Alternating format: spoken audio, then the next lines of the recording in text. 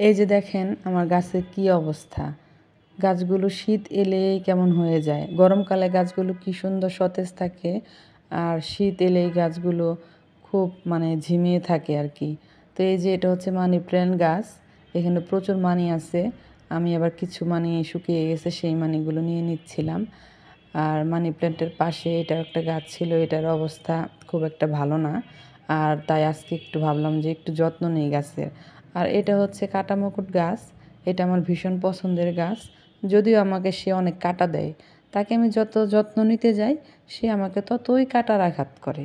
যাই হোক, ব্যাপার না, কাটার আঘাত ব্যাপার না। সে যখন আমাকে ফুল দেয় তখন আমি সেই আঘাত ভুলে যাই। তার ফুলগুলো দেখে আমি ভুলে যাই। যে দেখেন সারা গা ভর্তি কাটা, সে এখন আমাকে কাটা দিতে চাইছে। অলরেডি আমি কাটা খেয়েও ফেলছি। আর এই যে এটা হচ্ছে ছোট জাতের কাটা মুকুট। 2টা জাতের আমি লাগাইছিলাম ওখানে, বড় আর ছোট একসঙ্গে। তো এই তো গাছের যত্ন নিতে আসলাম আজকে, একটু অনেক দিন নেওয়া হয় না।